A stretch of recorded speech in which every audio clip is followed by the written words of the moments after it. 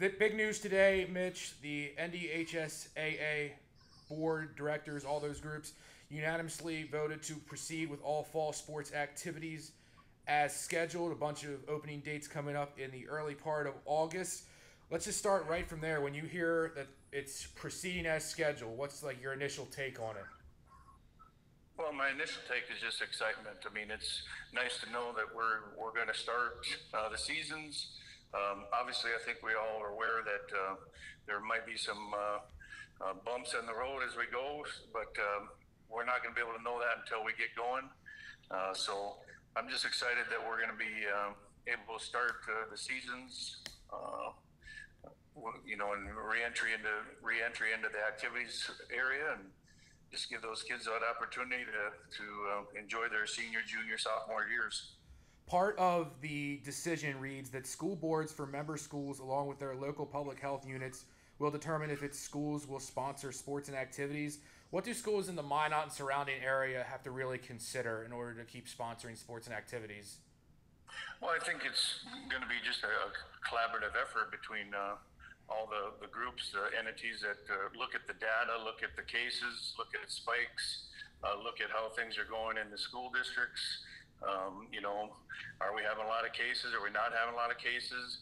It's going to be very important to, as a group, we work together to come up with the plan of action. And there's so many different situations that can occur. So it's, it's tough to plan for. But, I think with the entities that we'll have be working together, it'll be, make sure that our student athletes, coaches, fans, anybody that can attend will be safe. So, it's going to be a daunting task, but it'll be one that's well worth it. Spring athletes unfortunately had to lose their seasons, whereas fall athletes have something optimistic to look forward to as of today. Just with that in mind, what's sports impact in this local community? Well, again, I think that one of the things that happen is people forget that how it's not just a year or 3 months. We talk about football games for 25 years, 30 years, 40 years. People get jobs because of efforts and things that they've shown employees on the hardwood and on the football field or wherever it may be. Just through that hard work, attitude, things, and knowing what they do. So, college scholarships, opportunities at different colleges. I mean, all those things aren't directly tied to athletics, but and activities, but it definitely helps, and it is important for those kids to be able to have those memories that everybody else has maybe probably got. At the professional level, the NBA obviously shut down first, and now when they're trying to do the bubble and all that stuff, they'll go, but at the same time, if there's some kind of positive case, the guys will be removed and they'll try to continue the season as best they can. Is that feasible on a high school level? If an athlete gets sick, could they just be separated and things could keep rolling? Or is there more serious measures that would have to be taken at the scholastic level? I think those are the things that as a group, as a reentry group, we're going to come and again use all the entities and what information do we have and what's going to be the best case scenario for all involved. So to say that we would, if we have a case of a freshman having, unfortunately, having the virus or testing positive, would it affect the whole, sports program? Those are things that we're going to have to decide on as a group and a group of administrators and come up with the best plan. So those are the questions again that we are going to have all the time. So those are going to be the tough ones that we're going to have to figure out the best plan of action. Did you expect to be? I know you're the school administrator and the AD and all that, but did you expect the Activities Association to say like, "Hey, districts can have the freedom to decide this. We're not going to make an overarching determination"? Well, I think in listening to the governor the other day, where he talked about some school districts don't have any, and haven't had too many positive cases in the whole county, so it's tough to maybe put that blanket on everybody's. So as much as we're going to have to adjust to what Dickinson does, what Bismarck does, and Mandan does. They may have a different plan than we are, but I can tell you we're going to work be in close contact. We're actually having a meeting Monday to kind of start talking about trying to be on the same page, trying to have the same sort of guidelines, restrictions, procedures, things like that, so that we can have a smooth season for everybody. The Monday meeting, is that with like WDAs or? Yeah, it's just we since the COVID pandemic hit, we've had basically every 2 weeks we've kind of got together just to see what everybody's doing, either with their summer plans, open gyms, team camps, things like that, just so that we're trying to be. Again, each case is different. Each county is different as far as a positive count, but we're all trying to be kind of in the same loop. Mm-hmm. Would you expect maybe could the conferences possibly look different? I mean, say if it's really bad in Dickinson, but you can still compete with the Bismarcks just fine. Yeah. And those are great questions. Yeah, I know. Yeah. That we're going to be able to try to figure out. Would I tell you that if it's hard to make up football games, so if we would have to miss a football game or something for some reason, it's going to be tough to make those up. But those are questions that I wish I had a great answer for you, but we're going to cross those. A lot of these bridges are going to have to be crossed when they come up. So it's most important thing is to make sure that we have a safe avenue for activities for our student athletes, coaches, teachers, things like that, people that are involved, so that we can continue to do things. Yeah, I get it. Those games will take care. I mean, I think I'd be lying to you to tell you that we're not going to have a week or two where we may not have a game, or somebody, one school had somebody test positive, or we did, or, I think it'd be, I wouldn't be telling you the truth if I didn't think sometime we're going to have one of those bumps. And from there, do I know what we're going to do from there? No, we're going to have to decide on that week and go from there. Yeah, it's been like that kind of answer stuff since March, so I get it. Appreciate your thoughts today, Mitch. Thank you. Answer for you. Yeah. All right, thanks. All right, Jake, so NDHSAA meeting today, unanimously voting to proceed with all fall sports and activities as scheduled, with a bunch of opening dates coming up here in early August. When you hear that as an athletic administrator, what's your initial reaction to that news and development? Yeah, I think it's great news. I think it's or a better word, I guess, would be positive news.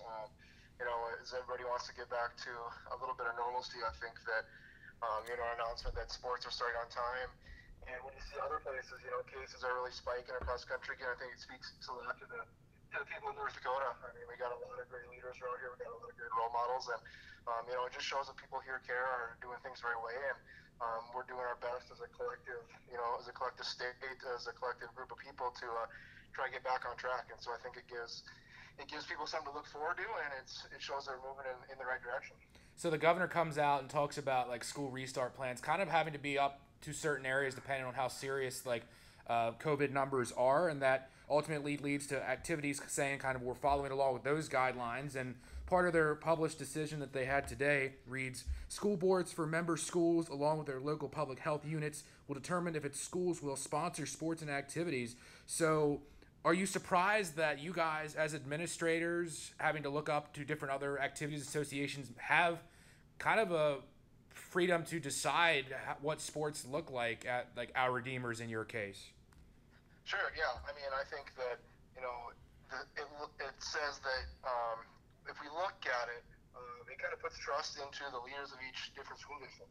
I think in our area that we're extremely blessed and lucky to have great people to lean on and to look at for advice. And, whether it is Mr. Lunde over at Minot High, or whether it's, each district around the area school, administrators, superintendents, or athletic directors. I think we have the right group of people around here to come up with a plan individually, come up, kind of team up together and feed off each other, and create plans that I think will, obviously the safety and priority of the kids and the student athletes are priority number one. And so I think with that in mind that everybody can come up with a plan that we can safely continue on in the right direction. You look at the pro level, the NBA was the first league to shut down because of the COVID case. They're doing the bubble now, and now they have a new set of rules where even if the guys get sick afterwards, we're going to separate them and try to keep playing the season as best we can. Is that something that could be feasible to this level of athletes? Say if you guys get rolling and somebody gets sick, would it be easy enough to pull somebody out? And it might really affect you guys at Our Redeemers more than when I asked Mitch Lunde at Minot High, because he has like way more players. You guys don't have a lot of kids. Sure. I mean, obviously, if a kid does get sick or if they have symptoms, I mean, common sense says you have to pull them aside. Like I said, safety is priority number one. And at this time, I mean, if kids get sick, we're just gonna it's whoever can, whoever's healthy and whoever can go, we're gonna go. Like I said, a minute ago, that I think this is a step in the right direction. And if it's not safe to put kids out there, if it's not safe for other teams, then you can't put a kid out there. If you're not sure. And so I think if you go by the standard that, hey, we're 100% good to go, we're 100% sure and certain that the safety is the main priority, then I think they can go on in a positive direction. This is going to be difficult to say, but I'm still going to ask anyway. Do you think that Region 6, like the way it's constructed with all the District 11 and 12 teams, how likely do you think like all the teams will be down to participate so you don't have to do like a seat of your pants realignment for that, or like, Region 3 football with you guys being with Ryan now?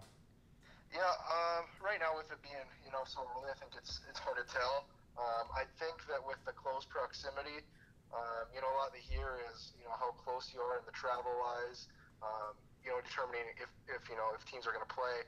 And so I think Region 6 are kind of lucky that we're all within, a pretty safe distance from each other. You don't have to travel very an extreme distance, compared to some other regions and districts. So looking at kind of, our distance from each other, I think that's absolutely plausible to think that for a majority, especially for volleyball, and if you look into basketball, football, I know it's a little different, but, if you're looking at volleyball and basketball, for sure, I think that our proximity with area schools helps us out a lot. All right, and I don't want to like just dwell on the uncertainty because we've been doing that for months with like life in general. But tell me a little bit about what you believe sports mean to the Our Redeemers, athletes, teachers, administrators, fans, as they hope to come back in the fall after losing out in the spring. Right. At Our Redeemers, it's such a small little school family, and so, whether it's sports or fine arts or music, I think any activity, it just gives not even the student athletes and the kids, but the parents, the families, the teachers, gives them something to look forward to. It gives them, a sense of direction. It gives them something to work towards.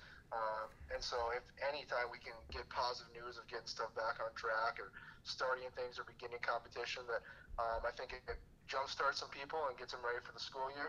And so, hopefully more good news is to follow. Hopefully we can, like I said, keep things going in a positive direction as long as people are, social distancing and wearing masks and doing things the right way. And so this is great news, and hopefully it just keeps people trending in the right direction. All right, thanks a lot, Jake. Hey, thanks, man. Roger, today, activities, guys, they unanimously vote to proceed with all fall sports and activities as scheduled. A bunch of opening dates for all the sports in early August. Just hearing that first sentence, and I know everybody's really clamoring to have some good sports back. What's your initial take on that decision?